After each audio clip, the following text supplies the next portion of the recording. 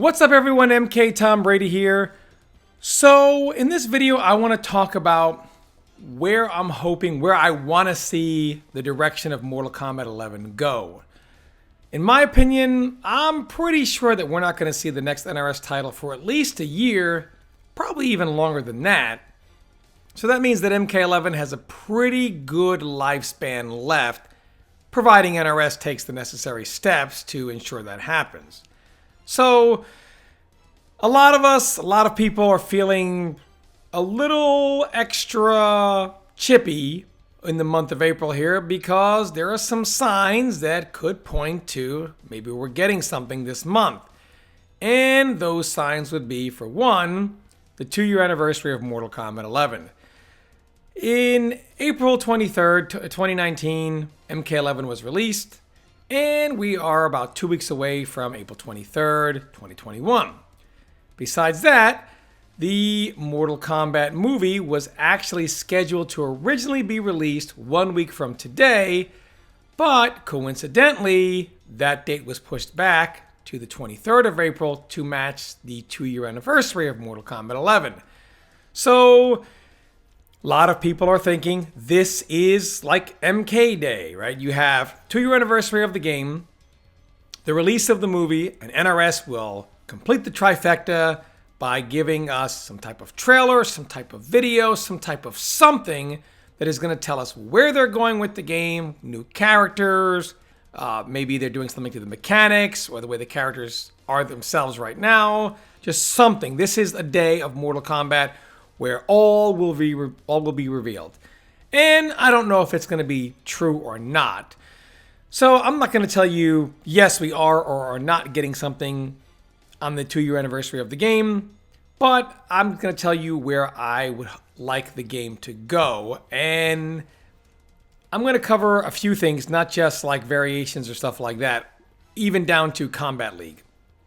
So the first thing I want to talk about is there are people who have mentioned be patient. Why are NRS players always asking for new content? If you think about it, look at what we got. In the last 24 months, Combat Pack 1, that's 6 characters, and we got a 3rd tournament variation. Then we got Aftermath, which is 3 more characters, a new mechanic with armor break, and an expansion to the story mode. And then we got Ultimate, which gives us 3 more characters and the ability to use customs in competitive modes of play. That's, in 24 months, 12 characters, an additional tournament variation, an additional mechanic to the game with armor break, an addition to story mode, an expansion, and the ability to use customs. That's a lot of content in 2 years. Fighting games don't get this much content in a 24-month time span. This is extremely rare for a fighting game to get so much in a 2-year window. You have Street Fighter V, which is out 5 years, Tekken 7, which has been out for a long time. Fighting games don't get all this in that time span. But what's funny is, even though MK11 has had all this, the very complaints that were there day one of the game, the very first day of the game, actually in the beta of the game, a lot of complaints, are still here 2 years later. How can you release this much content and not a single concern has been addressed, which is just so weird. I feel like NRS thought, we are spicing up the meta a little bit. Here's, 3rd variations. But 3rd variations didn't spice things up the way NRS thought they would. Then they thought, here's armor break. This is a meta changer. It didn't really shake things up the way they thought it would. And then even though customs, I would say, shook things up the most, it barely shook anything up. I mean, the barometer barely moved on how much it actually affected the overall meta of Mortal Kombat 11. So I would say down ones had just the down ones and down threes getting more advantage on hit and more disadvantage on block, where just as much of a quote-unquote, meta shakeup as custom variations, which is ridiculous that somebody could say that, but that's actually true. So I want to talk about the things that I want to see, and I'm going to address this in 3 ways. 1, the characters. 2, the mechanics. 3, Combat League. And a lot of this stuff is pretty much par for the course, things we've all been asking for. When it comes to the characters, so let me just go ahead and pull this up really quick. When it comes to the characters, first of all, I want the philosophy to be completely changed. So there's a philosophy that we see present from the very first day of the game into pretty much everything they've done. Let's take third variations. No surprise that the third variations embody the same philosophy we saw before that and after that. Where we got, hey, upgraded Jackie. It's, well, let's, people are saying the game is boring, the game is stale, we gave you third variations, we're giving you characters that have all the freedom in the world, it's, hey, party, good times are here again, and that's great. And then there are the same patch that we saw upgraded Jackie, where they're like, we want the character to have some freedom. We saw Truth and Light Raiden, and I don't want to harp, I just talked about this in my previous video, so I'm only bringing this up because I realized something really funny when I was watching some of the old combat cast. I totally forgot about this. So we have upgraded Jackie, which they threw caution to the wind because they wanted characters, somewhere along the line they said, we want characters to have freedom and be original and play their own way. Truth and Light Raiden, what's funny is the Joe push originally, before it was in a custom variation, when you could only use it in just custom mode, not in competitive modes of play. This move actually replaced his lightning bolt, his straight back forward one lightning. But they said, you know what? We realized it shouldn't replace that. So they made it replace a different move, which is his electric fly, which is just as important, if not more important. So they said, this variation, this move is so mighty, it could be so mighty, it has to replace something, otherwise it could be broken. This is the level of precaution that they took with some characters. They literally could have just said, you know what? Just change the command on the move so there's no, it doesn't conflict with anything. No, they said, this move is too powerful that it must replace something. So they switched what it replaced from lightning bolt to the electric fly. They could have just said, let it replace nothing, change the command. But nope, they wanted to make sure that this did not come out broken. So what I want to see is that whatever they do, an overall change of philosophy. I understand that in some areas, like the mighty Joe push, they have had some, we want to have some reservations. This could be too good. But in other variations, they say, we don't care how good something is. Let it rain, let it go, let it fly. I want them to have that mindset with everything they do going forward in the game. I mean, you have tried to go the conservative here and let it all go there, and it hasn't worked out. So I'm just saying you just got to let it all go all the way around. So that's one. I want them to just abandon that philosophy because that is what has led some characters to have almost nothing because they're just too conservative, and that's why people say things are boring. Now on to the variation system themselves. Again, I talked about this in a previous video. I'm going to try to briefly touch on this. You have some characters who are built for the custom variation system or built to shine in that because of their default loadout. Their default loadout has a lot of what you would need. So rather than picking certain moves, they can pick other moves to more so augment their variation as opposed to just make the variation function. This is why some characters can use custom variations and other characters are stuck using their default preset tournament loadout just because there's nothing better. And that is because of how the default loadout of the characters are. So I think NRS needs to, for one, take a look at the default loadout of all the characters, and they need to make some changes there. Make the default loadout of characters more so fit so that, again, they couldn't decide customs or tournament variation. So it's no surprise a lot of the characters are more so able to work with the preset variation because, when you have slotting of moves, that doesn't really matter when you have preset variations, the slots of moves, because everything is preset. But when you go customs, now the value of moves or how many moves you need to make a character good or somewhat customizable, now the slotting is a great deal. And characters that have a better or more well-rounded default loadout or more built for customs. Characters that are very stripped down by default and have to pick moves to kind of make their default loadout even function, those characters are pretty much as bland as can be. So I would take the default loadouts and I would change a great number of characters' default loadout, and then I would balance the slotting and what some of the moves do around that. And I think that would be a great way to make characters a little better. Start with how they're put together at their core with their default loadout, and then kind of work through. Now that the default has been a little more well-rounded, now let's see what we can add. Do we have to change the slotting in order to allow players this type of freedom? Some of these moves, I would unban a good number of the unbannable moves, of the banned moves, unbannable. I would unban a good number of those moves, but this is where I would go with the characters, and I think this handles step one, the plainness of the game, the boredom, the very blah feeling you get when you play a majority of the characters who are just doing down 1, down 3, down 4, sweep, short hop, throw. You know, there's a lot of those characters in the game.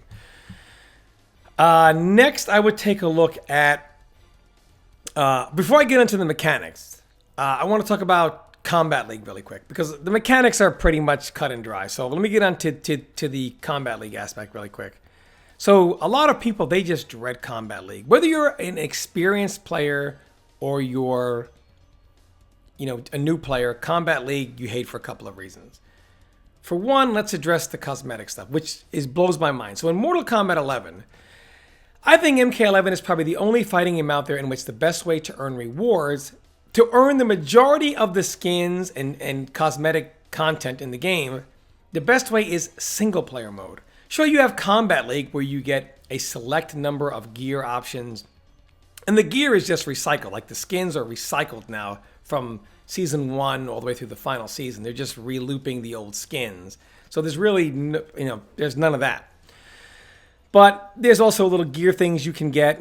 But if you look at the characters and you look at their cosmetics, right? So look at what some of the things say here for the cosmetics. So let's look at here. It'll say, let's go to the lock stuff. All right, so this right here is found in the rapid towers. This right here is found in a character tower. This is found in Premier Tower. This is found in a crypt chest. There are some that are found in the shrine. Here's the crypt shrine. So, they're all single player modes. Towers, crypt, that kind of stuff. You don't actually get the way to earn these rewards by fighting people. It's a fighting game, and yet the least optimal way to get gear is to fight other humans. The most optimal gear is to not fight anyone and spend your days grinding the crypt and towers and things of that nature, which is absolutely mind-blowing to me. So what I would do is I would tie this into Combat League. I would work in a reward system that opens up a new form of currency. So for example, let's call them combat coins, right? And let's just say it would say found in character towers or 500 combat coins. Now you get this currency through winning in Combat League. You're able to earn special currency only in Combat League. And the higher up you are in the ranks, the more currency you get per win. And this encourages you to keep going and keep going and keep going. Even because there are times when you get to the highest rank and there's nothing. You have everything. And for the rest of Combat League season, there's no reason to play. There's no extra rewards. If you were able to earn more currency to which you can purchase these type of cosmetic rewards, it would really help. Also, like, if you look at other ways to get these rewards, again, you have the premium shop, but the premium shop is not very good because there's only a select number. So even though you're getting, like, because someone will say, but Tom, you get time crystals and that nature. I mean, look at this. In your daily shop, I can only choose to buy something like this, or you can get things where you can trade with the collector. But you have very limited amount of options that you can get per day. And sometimes you go 4 or 5 months before you actually get the gear you're looking for to purchase.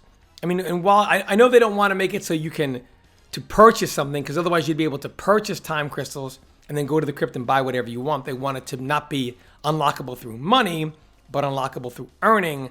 But to earn it by playing the computer is just not very it doesn't feel very rewarding when you have to unlock it by playing the computer. So that is one thing I would change for sure. So a new kind of currency in Combat League. Also, if you notice the Combat League ranks here, and this is a big deal. So Combat League, it's also it gets kind of boring to people who are trying to grind in the ranks. And let's say you're an intermediate player and you get up to like champion or master or grandmaster. A lot of people get to demigod that aren't like super good players, but at least average players. And once they get to demigod, sure, there's the thrill of trying to level up so you can make it to God, or maybe God next season, or Elder God that next season. But to people who are kind of stuck and not trying to be, like the elite of the elite, they just play for fun, they might not, getting to Elder God may not be something they want to grind out. And what if they just want to play 5, 6 games today, 10 games tomorrow, win or lose, and come back on? But they're not earning anything. They're not going to get to God. They're not going to Elder God. And maybe next season they might, or maybe they might get better and do it in the future. But they're no longer earning any more rewards. So when they feel like they've plateaued, when a player feels like they've plateaued, they don't want to play Combat League anymore because they're just bored. This way, even if you feel you have plateaued, you're still able to earn some type of currency. Again, we'll call it combat coins, to which you can use that to unlock crypt stuff. And if you don't want to do Combat League, you don't care at all, then so be it, right? It doesn't even bother. You don't even care about, that, because you can do crypt, you can do towers, you can still do all the single player grinding and try to unlock the skins that way. So you won't have to do Combat League, but you also won't have to stop the grind in order to earn skins. You can do it both ways. If you don't feel like grinding against other players, you grind the towers in a single player mode. You want to grind to level up, or to just play other humans, you don't really care so much about playing the CPU, well, you can, instead of grinding single player mode, you can grind against other humans. And also keep in mind, Combat League is very off-putting. Like, even if you're an apprentice level, the ranks reset every month. Now, there's supposedly, not proven, some type of algorithm that stops Ninja Killer on apprentice mode from going up against the player who just bought the game yesterday. But even if you're a player who's not very good, who hardly plays the game, who maybe dabbles and gets to warrior rank every season, and then you're done, you don't really care, you don't play enough, since you have played enough and you have a decent amount of hours logged in, just playing your friends or whatever, you're still going to get ranked early on against very high-level opponents. I think the algorithm more looks for new accounts, but if your account's been around for a while, you're going to get the no mercy treatment, and you're going to get matched up with other people who are now the same rank as you, only they're way, way better. It's not even a fair matchmaking because it resets everybody to 0 every season. Well, when a lot of times, if you're those players, you say, well, why do I want to get matched up against somebody like that at apprentice level? I'm not that level. The matchmaking is not even fair. They just reset it every month. This way, no matter what, you're always working towards something. You're always working toward those combat coins, always earning those combat coins. So even if you're going through hell in the first week or so, you're earning currency to buy cosmetics, which even the most casual of casual player likes to do, collecting gear, collecting all that stuff. So either way, it's a good answer, I think. And Wi-Fi filter, I mean, we've all talked about it. And NRS, I believe, has said that we can't put a Wi-Fi filter to allow you to set search parameters to say no to Wi-Fi opponents.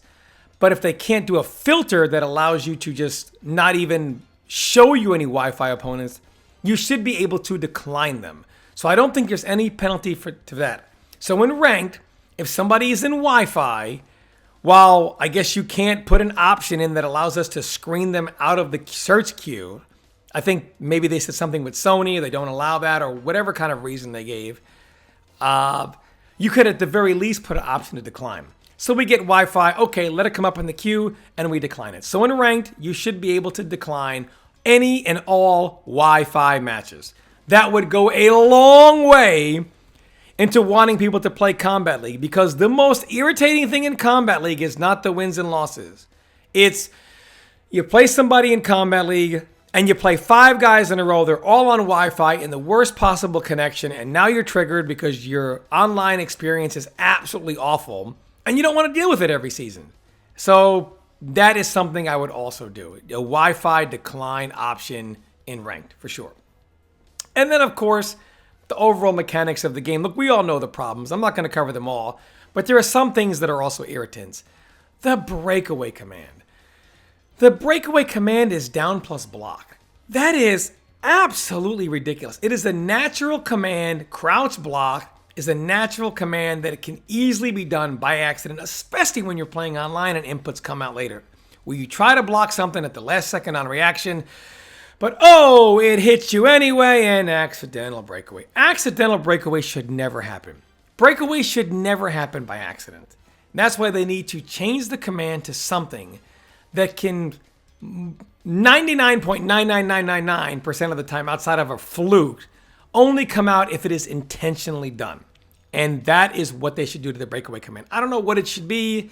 Down and stand switch, people have said that. But it has to be something that must be intentionally done, that it can't conceivably happen by accident with any degree of consistency, kind of like how accidental breakaway happens quite often when we play. And breakaway itself, look, we all know the usual. Breakaway should obviously be looked at. And people have kind of thought about, like, how do we look at breakaway? And people have said, well, they drop right in front of you, and they should be forced to do long delay wake, or not long delay, but delay wake up now. But the problem is, both players need to be protected. The person doing the combo needs to be protected from you comboing them, but the person breaking out needs some protection too. They got out of the combo and now they're helplessly at your feet and can't get up for God knows how long, as you just stand over their body ready to do whatever. So I'm thinking whenever you trigger the armor on breakaway, kind of like how fatal blows have that pushback now, kind of give something similar to breakaway. You trigger the armor and there's kind of like a kickback between both characters. Like boom, they get kicked back when the armor gets triggered. And this way nobody gets comboed and nobody's a sitting duck. It's just kind of like you have no bar, that's penalty enough, and you now have no defensive resource for anything else. And I think that would be a more fair thing, because I don't think NRS is probably thinking, well, we don't want them, because breaker is always reset neutral, so they don't want a situation to where you do a combo, you do it down two, you get like 25-30%, and then the guy's at your feet, at your mercy, and he can't get up for X amount of frames because now it has to be delayed. It has to be a compromise, not just the player who's doing the combo needs to be protected, but I think the person who broke away needs some protection. So I think that's a fair compromise. I would like to see something like that done. Fatal blows, we know the deal, man. The pushback is ridiculous. They tried to fix it and they maybe pushed it back 1/1,000,000th of a centimeter less pushback, but in the corner there's none. Guys, NRS, this ain't rocket science. Whatever you did in the corner with pushback, just do that in open space. Look at these players right here. They're fighting a lot of the matches. Here's a corner here, but a lot of the matches you see, this is at the highest possible level. A lot of the situations are more open space. If you do fatal blow any of these places outside of just in the corner here, it's going to be pushed back, and a lot of more times than not, it's not going to get punished. So I would definitely do something about the pushback. It's an easy fix, right? I mean, we all know what the issue is there. It's not a big deal. Flawless blocking, I think it's okay. I think that's the least of the problem. Is it irritating to when you hit somebody and you're jailed them, that they flawless block back? Yes. And yes, I would like to see that change, but that's not a deal breaker for me. I'm willing to let that go because there are so many things that need to be addressed that I think nobody would be angry if that got overlooked and they addressed that in the next game in a different way. So the next thing would, or maybe the last thing I would say, is probably the jump-ins, you know? Jumping is just, I'm sure I forgot something. I'm not really sure what I'm forgetting here. Probably something I'm forgetting in the mechanics. So if I did, please forgive me. But right now, there's a lot of issues I was trying to get to. The jumping is just too much. Like, even at the highest level, people do jump kick, jump kick, jump kick. It's rare to see it anti-aired. There we see an anti-air there. Liu Kang has got one of those jump kicks, though, that you see that can be anti-aired. But I'd say 90% of the characters in the game, their jump kicks cannot be anti-aired with any degree of consistency.